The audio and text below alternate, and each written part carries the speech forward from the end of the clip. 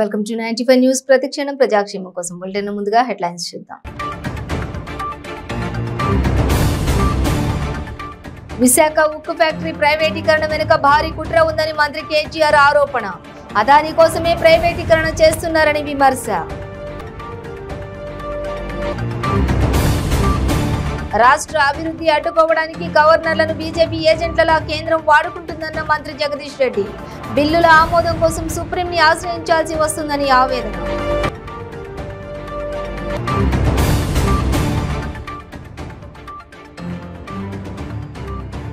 రాజేంద్రనగర్లో దారుణం. మహిళపై పెట్రోల్ పోసి నిప్పంటించిన గుర్తు తెలియని దుండగులు.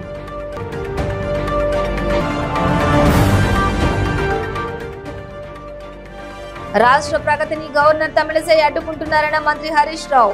7 నెలలుగా బిల్లులను ఆపడం దేనికి సంకేతమని ప్రశ్న. ఇక డీటెయిల్స్ చూస్తే విశాఖ ఉక్కు ఫ్యాక్టరీ ప్రైవేటీకరణ వెనుక భారీ కుట్ర ఉందని మంత్రి కేటీఆర్ ఆరోపించారు. స్టీల్ ప్లాంట్ ను కావాలనే నష్టాల్లోకి నెట్టారని, అదాని కోసమే ప్రైవేటీకరణ చేస్తున్నారని విమర్శించారు. ప్రభుత్వ రంగంలోని నవరత్నాలను మోదీ తన ఇద్దరి ఇష్టరత్నాలకు కట్టబెట్టే కుట్ర చేస్తున్నారని చెప్పారు. నష్టాలను చూపించి తన దోస్తులకు చౌకగా విక్రయించడం ప్రధాని మోదీ విధానమని అన్నారు. తెలుగు రాష్ట్రాలపై మోదీ చేస్తున్న కుట్రను ఎండగట్టేందుకు బీఆర్ఎస్ కృషి చేస్తోందని చెప్పారు. ఈ రోజు హైదరాబాద్ లోని తెలంగాణ భవన్ లో మీడియాతో కేటీఆర్ మాట్లాడారు. ప్రభుత్వ రంగ సంస్థలను కాపాడుకోవాల్సిన అవసరం ఉందని చెప్పారు.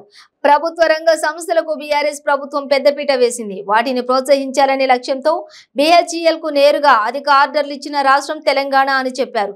నష్టాలను ప్రజలకు, లాభాలను నచ్చిన వారికి అప్పగించడం కేంద్రం ఆలోచనగా కనిపిస్తోందని కేటీఆర్ ఆరోపించారు. సెయిల్ ద్వారా బయ్యారంలోని స్టీల్ ఫ్యాక్టరీ పరిశీలిస్తామని విభజన చట్టంలో కేంద్రం స్పష్టంగా చెప్పిందని కేటీఆర్ గుర్తు చేశారు. బయ్యారం, కడపలో స్టీల్ ఫ్యాక్టరీలు ఏర్పాటు చేస్తామని హామీ ఇచ్చిందని చెప్పారు. బయ్యారం స్టీల్ ఫ్యాక్టరీ కోసం ప్రధానమంత్రి నరేంద్ర మోదీని ఎన్నోసార్లు కలిశానని, ఛత్తీస్గఢ్ లోని బైలాదిలా నుంచి బయ్యారానికి 50% పైప్ లైన్ ఖర్చు భరిస్తామని చెప్పామని అన్నారు. 2014 నుంచి బయ్యారం గురించి ప్రశ్నిస్తున్నామని, కేంద్ర మంత్రులను కలిసినా ఎలాంటి లాభం లేదని కేటీఆర్ ఆవేదన వ్యక్తం చేశారు.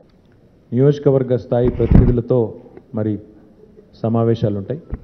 అందులో కూలంకషంగా రాష్ట్రంలో జరుగుతున్న అభివృద్ధి సంక్షేమ కార్యక్రమాలు, అదే మాదిరిగా మరి రాష్ట్రంలో ఉన్న రాజకీయ పరిస్థితులు, వీటన్నింటిపైన కూడా నియోజకవర్గ స్థాయిలో చర్చలు, నియోజకవర్గ స్థాయిలో మరి ఎక్కడికక్కడ కొంత డైలాగు, డిస్కషన్ కూడా జరుగుతుంది.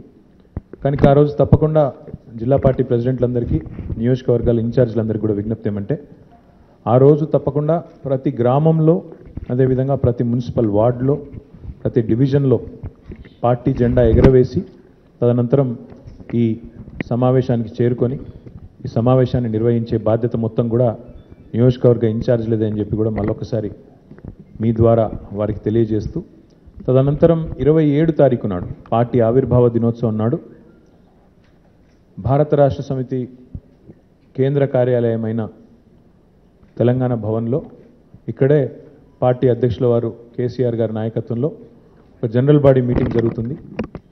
అందులో పార్టీ పతాకావిష్కరణ, తదనంతరం పలు అంశాల మీద తీర్మానాలు, చర్చలు, అందులో డెఫినెట్గా అన్ని అంశాలు కూడా ఈ 22 సంవత్సరాల ప్రస్థానం పూర్తి చేసుకొని 23వ ఏట పార్టీ అడుగు పెడుతున్న సందర్భంగా అన్ని అంశాలు కూడా సాకల్యంగా, సావధానంగా చర్చించడం కూడా జరుగుతుంది. ఏ రకంగా ఈ ఎన్నికల సంవత్సరంలో తెలంగాణ రాష్ట్రంలో జరగబోతున్న సార్వత్రిక ఎన్నికల్లో, తదనంతరం పార్లమెంట్ ఎన్నిక 2024లో జరిగే పార్లమెంట్ ఎన్నికకు సంబంధించి కూడా అన్ని విషయాలు చర్చించడం జరుగుతుంది. పలు తీర్మానాలు కూడా ప్రవేశపెట్టి వాటిని కూడా చర్చించిన తర్వాత ఆమోదించడం కూడా జరుగుతుంది. కాబట్టి ఈ 2 ముఖ్యమైన ఘట్టాలు పార్టీ పరంగా ఈ మాసంలో ఉన్నాయి.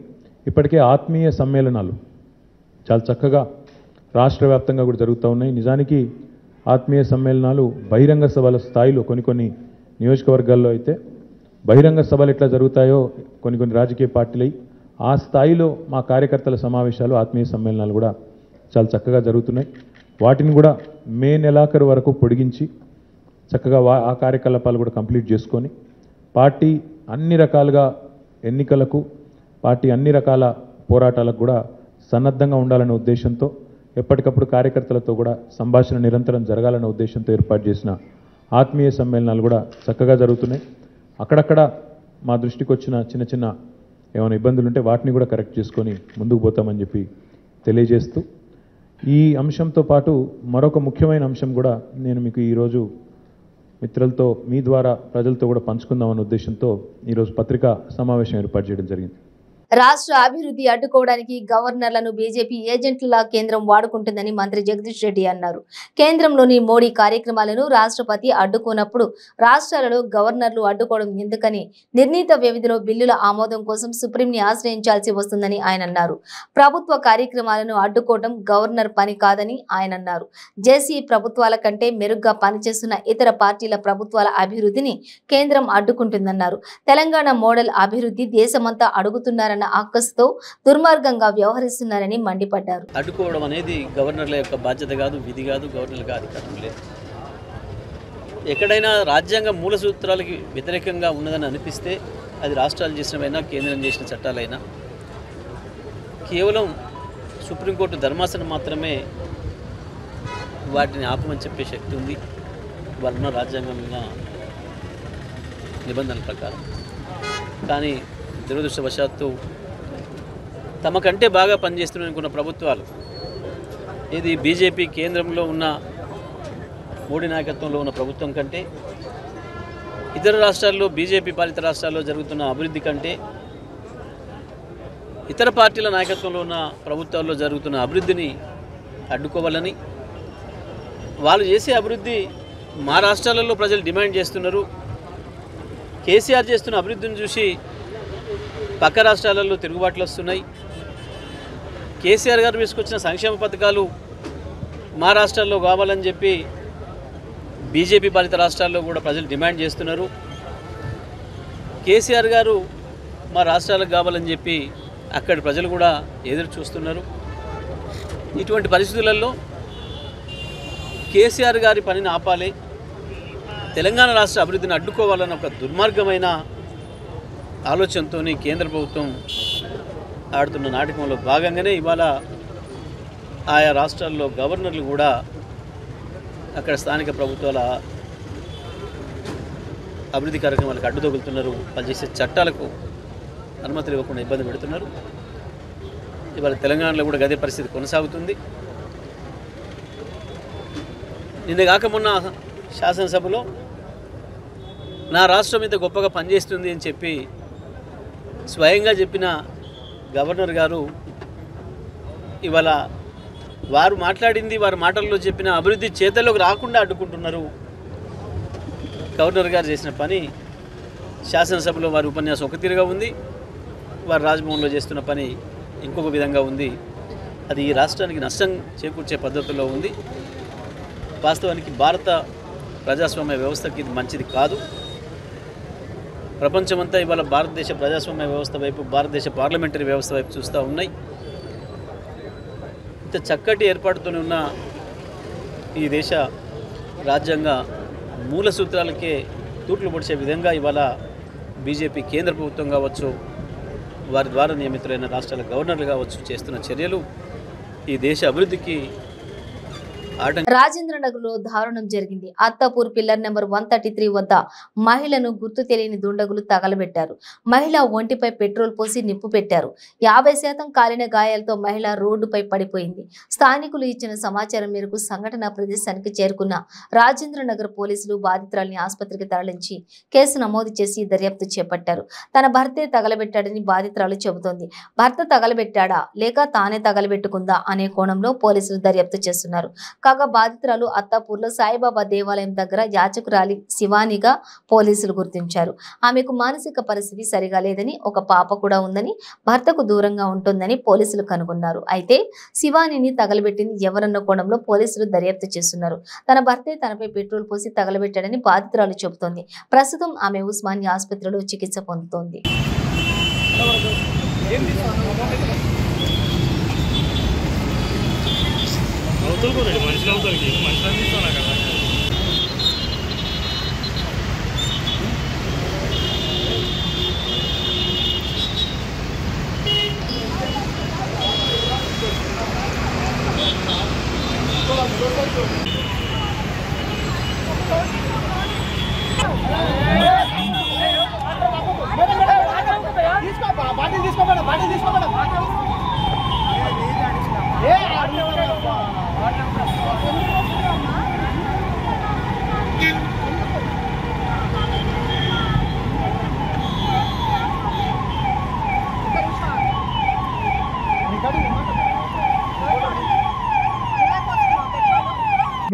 బ్రేక్ తీసుకుందాం. ప్రతిరోజు 1000 రూపాయలు సంపాదించే అవకాశం ఇప్పుడు మీకోసం. మహిళలకు, నిరుద్యోగ యువతులకు ఆర్థికంగా ఎదగాలని కష్టపడే తత్వం గల వారికి ఉపాధి అవకాశం. ప్రతిరోజు 1000 నుంచి 2000 సంపాదించుకునే అవకాశం పొందండి. మీరు కూడా ఆర్థికంగా ఎదగండి. అదెలాగో అనుకుంటున్నారా? రోటీ రైడర్ 10 నుంచి 20 సెకండ్లలో రోటీని తయారు చేసేస్తుంది. అంటే గంటకి 120 రోటీలు తయారవుతాయి. అదెలాగో ఈ వీడియోలో ఒక్కసారి చూద్దాం.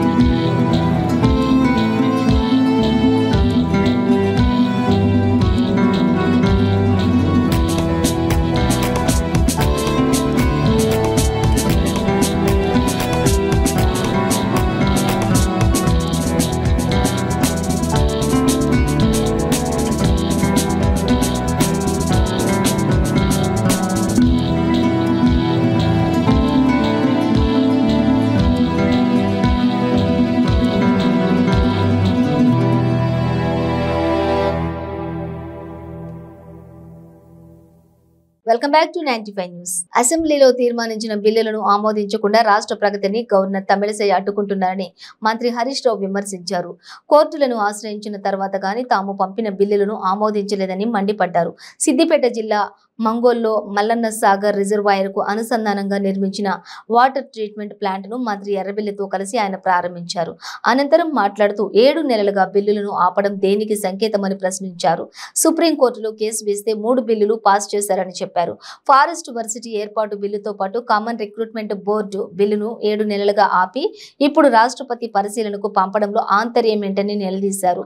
విద్యార్థులు, నిరుద్యోగులు భవిష్యత్తుతో రాజకీయాలు చేస్తున్నారని ధ్వజమెత్తారు.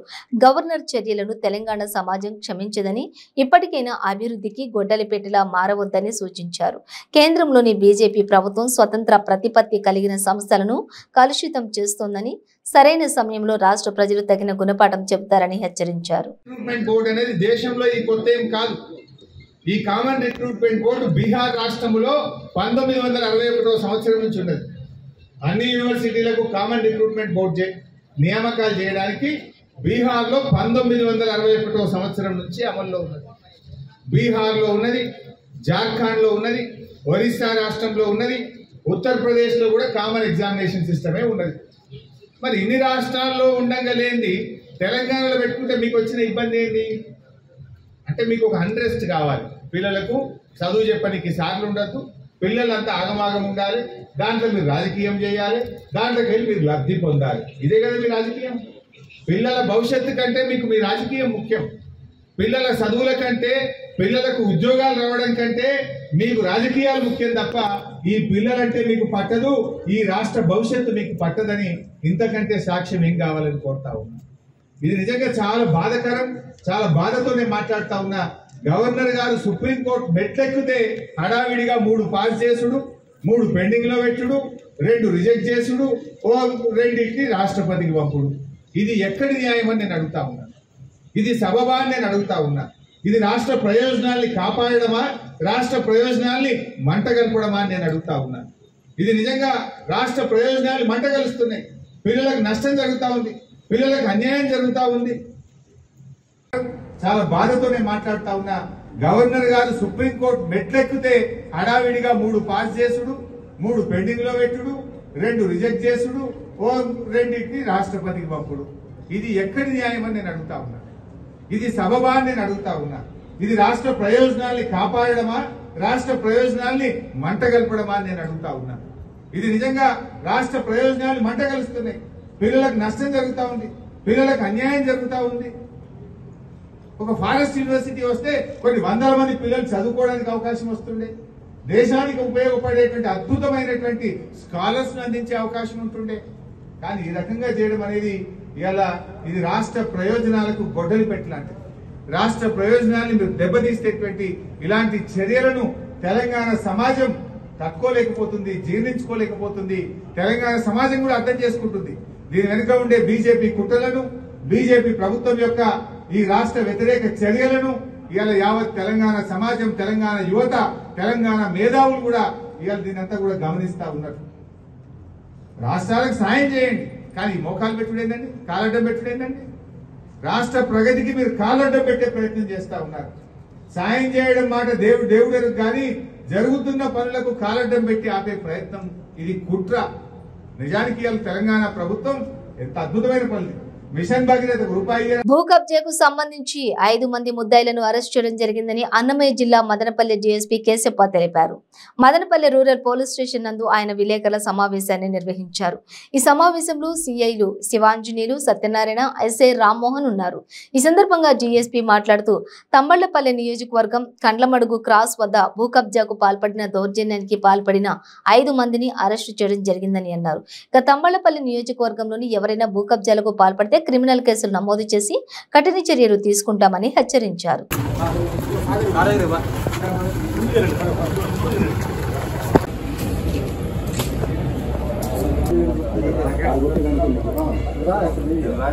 కానీ తంబలపల్లి కాన్స్టిట్యూన్సీలో ఈ పేదవాళ్లకు గవర్నమెంట్ ఇచ్చిన స్థలాలు అయితేనేమి, లేదా వాళ్ళ పూర్వీకుల ఆస్తులు అయితేనేమి, తర్వాత మిలిటరీ స్థలాలు అయితేమి, వారికి సంబంధించిన ఆస్తుల పైన ఈ మధ్యలో హైవే రోడ్లు గవర్నమెంట్ బాగా డెవలప్ చేస్తా అంటే రేట్లు పెరిగేసి ఈ భూ కబ్జాదారులకు కన్నుబడింది. దీనివల్ల ఏమైందంటే ఈ మధ్యలో మా కానమడ క్రాసు బి కొత్తకోట లిమిట్స్ లో మా రూరల్ సర్కిల్లో మా సబ్ డివిజన్ లో 2వ నెలలో ఒక కేసు రిపోర్ట్ అయింది. అక్కడ ఒడ్డోళ్ళు బీసీలు పాపం వాళ్ళు పూర్వం నుంచి 1 ఎకరా 62.5 సెంట్ ఉంటే దానిపైన ఈ భూ కబ్జాదారులకు కన్నుబడింది. ఆ కన్ను వల్ల ఏమైందంటే ఓ 10 మంది, దాంట్లో భానుప్రకాష్ రెడ్డి, డాబా సూరి, డాబా అమర, తర్వాత కిషోర్ రెడ్డి, శ్రీధర్ రెడ్డి, వీళ్ళు ఇంకా కొంతమంది అసోసియేట్స్ 10 మంది, ఇంకా 7 మందిని పిలిచిపోయి ఆ భూమిని ఆక్రమించుకునే దానికి ఇంకా 100 మంది 150 మందిని పిలిచిపోయి ఆడ రైటింగ్ చేశారు. వాళ్ళ ఆడ భూమిలో పొలంలో వాళ్ళ పనులు చేసుకుంటే భూమి ఓనర్స్ వాళ్ళని బాగా కొట్టడము, గాయపరచడము, తర్వాత చంపుతామని బెదిరించడము, ఇట్లా భయభ్రాంతులు చేసినారు. వెంటనే మా ఎస్ఐ గారు రియాక్ట్ అయ్యి అక్కడ పోయి వాళ్ళందరినీ పంపించేసి కేసు రిజిస్టర్ చేశారు. ఆ కేసులో 2వ నెలలో రిపోర్ట్ అయింది. దానివల్ల రికార్డ్స్ అన్ని కలెక్ట్ చేసుకోవడము, తర్వాత ఇన్వెస్టిగేట్ చేయడం ఇప్పటికి ఫైనలైజ్ అయింది. కాబట్టి వాళ్ళందరినీ పట్టుకొచ్చినాం. దాంట్లో రాత్రంతా రైడ్ చేస్తే మా సబ్ డివిజన్ ఆఫీసర్లు, ఇన్స్పెక్టర్స్ సత్యనారాయణ, శివాంజనేయులు, తర్వాత వీళ్ళందరూ కూడా ఎస్ఐలు రాత్రంతా తిరిగి ఒక 5 మందిని పట్టుకొచ్చాం. దాంట్లో మెయిన్ భానుప్రకాష్ రెడ్డి అండ్ ఇంకోడు చెన్నకేశవ, వీళ్ళు పట్టుకొచ్చాం. మిగతా 3 కోసం కూడా ఎస్ఐ 1 టౌన్, ఎస్ఐ రూరల్, వీళ్ళందరూ కూడా తిరుగుతున్నారు. వాళ్ళని కూడా ఇమీడియట్ గా అరెస్ట్ చేసి వాళ్ళని కూడా జైలు పంపిస్తాం. దీంట్లో ఉండే 10 మందిలో ఆల్రెడీ ఒకడు జైల్లో ఉన్నాడు, డాబా సూరి. అతన్ని మన పీటీ వారెంట్ కింద మనం ఈ కేసులో కనెక్ట్ చేస్తాం. అదే మాదిరి మదనపల్లిలో కూడా గ్యాంగులు ఉన్నాయి. అంటే కర్ణాటక నుంచి వచ్చిన వాళ్ళు, కడప నుంచి వచ్చిన వాళ్ళు, అనంతపురం నుంచి వచ్చిన వాళ్ళు, తిరుపతి నుంచి వచ్చిన వాళ్ళు, వివిధ జిల్లాల నుంచి వచ్చిన వాళ్ళు ఇక్కడ ల్యాండ్ గ్రాబింగ్ కోసం ప్రయత్నం చేస్తున్నారు. వాళ్ళు కూడా లిస్ట్ అవుట్ చేసినాం. వాళ్ళపైన కూడా నాన్ బైలబుల్ సెక్షన్స్ కానీ, తర్వాత పీడీ యాక్ట్, ఎక్స్టర్న్మెంట్, బహిష్కరణ, ఇవన్నీ కూడా మేము బిల్డప్ చేసేసి త్వరలో యాక్షన్ తీసుకుంటాం. బోయలను ఎస్టీ జాబితాలో చేరుస్తూ రాష్ట్ర ప్రభుత్వం 24న అసెంబ్లీలో తీర్మానం చేస్తుంటే అల్లూరి సీతారామరాజు జిల్లా రంపచోడవరం ఎమ్మెల్యే నాగులపల్లి ధనలక్ష్మి వ్యతిరేకించకుండా సహకరించారని ఆదివాసీ గిరిజన సంఘాలు మండిపడ్డాయి. ఎమ్మెల్యే ధనలక్ష్మి రంపచోడవరంలోని మారేడుమిల్లిలోని మా నమ్మకం నువ్వే జగన్ అనే కార్యక్రమానికి వెళ్తుండగా గిరిజనులు మారేడుమిల్లి ప్రధాన రహదారిపై ఎమ్మెల్యేను నిరసనలతో అడ్డుకున్నారు. దీంతో అక్కడ ఉద్రిక్తత ఏర్పడింది.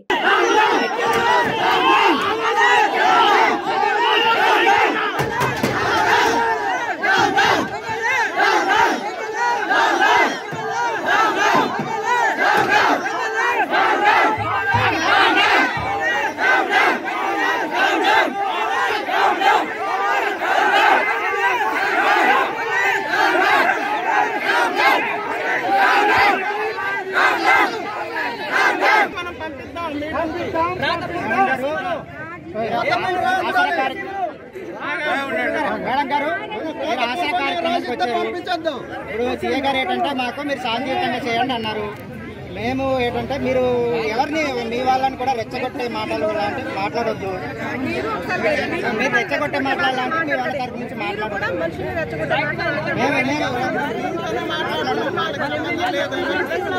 స్పష్టంగా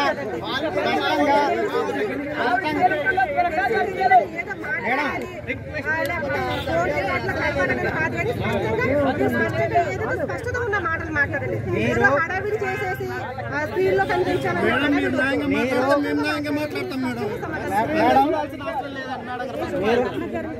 స్క్రీన్ కూడా అవసరం లేదు మేడం. మాకు న్యాయం కావాలి. న్యాయం ఒకరి తర్వాత మాట్లాడండి. మిత్రులారా ఒక్క నిమిషం.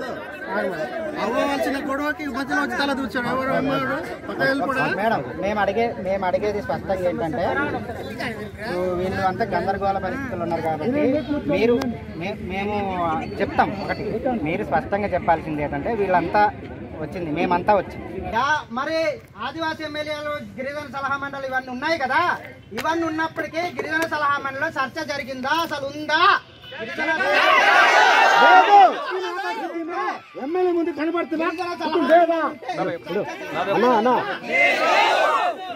ఒకవేళ చర్చ జరిగితే ఆ నిర్ణయం ఏంటి? చర్చ జరగలేదు. ఆదివాసీ ఎమ్మెల్యేలుగా ఈ జీవోని మేము వ్యతిరేకిస్తున్నామని ఎందుకు మాట్లాడలేదు? ఈ రోజు మనం ఆపడం కూడా కారణం. అట్లా ఉన్నారు కాబట్టి దీనికి నైతిక బాధ్యత వహిస్తూ రాజీనామా చేసి మన ఉద్యమానికి రండి. మా గిరిజన తరపున పోరాటానికి ఎమ్మెల్యేగా ఆహ్వానిస్తామని గౌరవిస్తామని చెప్తున్నాం. ఎమ్మెల్యే గారు ఆ మాటకి సమాధానం చెబితే గౌరవిస్తామని తెలియజేస్తున్నాం. అదే లిఖిత పూర్వకం కూడా ఇవ్వాలి మనకి.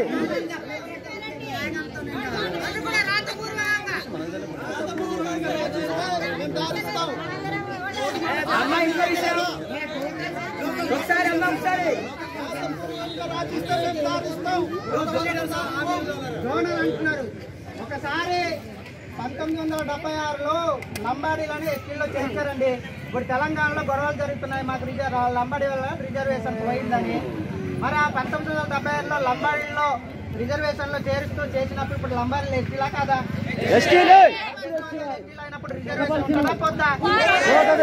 ఇంద్రకీలాద్రి అమ్మవారికి ఒక భక్తుడు అగ్గిపెట్టెలో చీరను సమర్పించాడు. ఆ చీర ఖరీదు 45,000 రూపాయలు. 5 గ్రాముల బంగారం, 10 గ్రాముల వెండితో పూర్తి పట్టుదారాలతో వేసినటువంటి చీర అమ్మవారికి సమర్పించాడు. తెలంగాణ రాష్ట్రం సిరిసిల్ల గ్రామం నుండి వచ్చి అమ్మవారికి అగ్గిపెట్టెలో బంగారపు చీరను చిన్న విజయ్ అనే భక్తుడు బహుకరించాడు. 100 గ్రాముల బరువుతో బంగారం, వెండి కలబోసి చీరని నేశారు.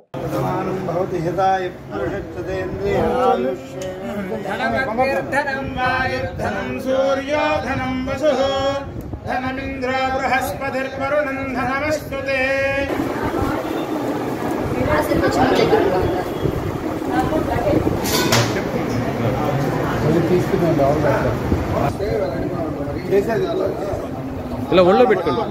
ఒళ్ళో పెట్టుకోండి.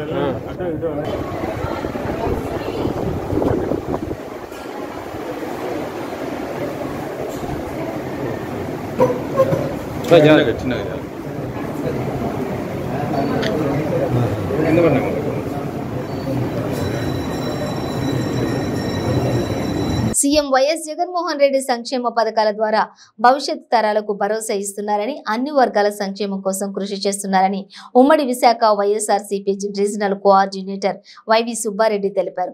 ప్రజల ఇంటి ముంగిటికే సంక్షేమ ఫలాలు అందిస్తుండటంతో జగనన్నే మా భవిష్యత్తు అంటూ ప్రజలు ముఖ్యమంత్రికి నీరాజనాలు పలుకుతున్నారని తెలిపారు. విశాఖ జిల్లా తాటిచెట్లపాలెం అభయ ఆంజనేయ స్వామి ఆలయం దగ్గర యువజన విభాగం జిల్లా అధ్యక్షులు ఆళ్ల శివగణేష్ ఆధ్వర్యంలో జగనన్నే మా భవిష్యత్తు పేరిట యువరథంను వైవి సుబ్బారెడ్డి ప్రారంభించారు. అనంతరం పలు ఇళ్లను దర్శించిన వైవి సుబ్బారెడ్డి ప్రభుత్వం అమలు చేస్తున్న సంక్షేమ పథకాల గురించి వివరించి వారి సమస్యలను అడిగి తెలుసుకున్నారు.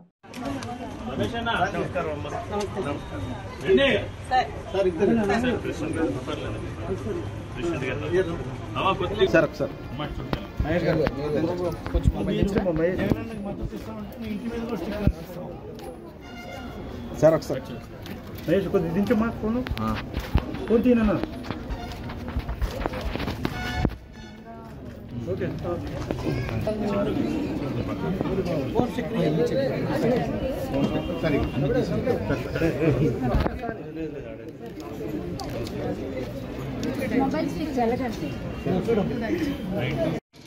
నవ్వుతూ ఫోన్ చేయమ్మా, జగనన్న మాట్లాడతాడు. మీకు అందించా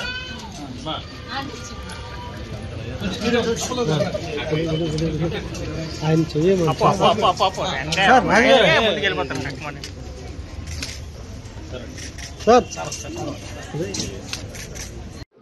అందరికీ నమస్కారం. ఏదైతే ముఖ్యమంత్రి జగన్మోహన్ రెడ్డి గారు అనౌన్స్ చేసి ఒక బృహత్తర కార్యక్రమం, దేశంలో ఏ రాజకీయ పార్టీ చేయని సాహసోపేతమైన నిర్ణయం, ఎంత గొప్ప కార్యక్రమం అంటే గత 4 సంవత్సరాల నుంచి ఏ విధంగా మా పథకాల వల్ల మీ కుటుంబాల్లో వెలుగును నింపాయి అని డైరెక్ట్గా లబ్ధిదారులు కానివ్వండి, లబ్ధిదారులు కాని వాళ్ళు కానివ్వండి, వాళ్ళ కుటుంబ సభ్యుల దగ్గరికి వెళ్ళి వాళ్ళ ఇళ్ళకి వెళ్ళి ఏ విధంగా మన పథకాల వాళ్ళ లబ్ధి చెందారు, ఏ విధంగా ఈ పథకాల వాళ్ళ జీవితాల్లో వెలుగు నింపబడింది అనే విషయం తెలుసుకునే కార్యక్రమం ఒకటి. జగనన్నే మా భవిష్యత్తు, నువ్వే మా నమ్మకం జగనన్న అని బృహత్తర కార్యక్రమం మొన్న 7వ తారీఖు నుంచి ఈ నెల 21వ తారీఖు వరకు జరిగే విధంగా 175 నియోజకవర్గాల్లో రాష్ట్ర వ్యాప్తంగా ప్రారంభించడం జరిగింది. అందులో భాగంగా ఒక ప్రచార రథాన్ని తయారు చేసి ఏ విధంగా అయితే పథకాల వల్ల వివిధ వర్గాలకు సంబంధించిన ప్రజలు సంతోషంగా ఉన్నారో అది తెలియజెప్పే విధంగా ఒక విశాఖ జిల్లా యూత్ కాంగ్రెస్ అధ్యక్షుడు గణేష్ ఆధ్వర్యంలో విశాఖ ఉత్తర నియోజకవర్గంలో ఈ కార్యక్రమం, ఈ వ్యాన్ దీన్ని యువ రథం పేరుట ఈరోజు ప్రారంభించడం జరిగింది. బులెటిన్ ముగించే ముందు హెడ్లైన్స్ మరోసారి. విశాఖ ఉక్కు ఫ్యాక్టరీ ప్రైవేటీకరణ వెనుక భారీ కుట్ర ఉందని మంత్రి కేటీఆర్ ఆరోపణ. అదాని కోసమే ప్రైవేటీకరణ చేస్తున్నారని విమర్శ. రాష్ట్ర అభివృద్ధి అడ్డుకోవడానికి గవర్నర్లను బీజేపీ ఏజెంట్లలా కేంద్రం వాడుకుంటుందన్న మంత్రి జగదీష్ రెడ్డి. బిల్లుల ఆమోదం కోసం సుప్రీంని ఆశ్రయించాల్సి వస్తుందని ఆవేదన.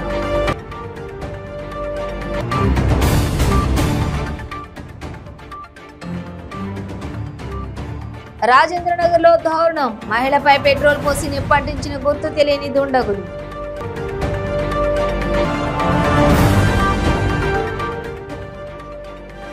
రాష్ట్ర ప్రగతిని గవర్నర్ తమిళసై అడ్డుకుంటున్నారన్న మంత్రి హరీష్ రావు. 7 నెలలుగా బిల్లులను ఆపడం దేనికి సంకేతమని ప్రశ్న. ఇవి బులెటిన్ డీటెయిల్స్. చూస్తూనే ఉండండి 95 న్యూస్.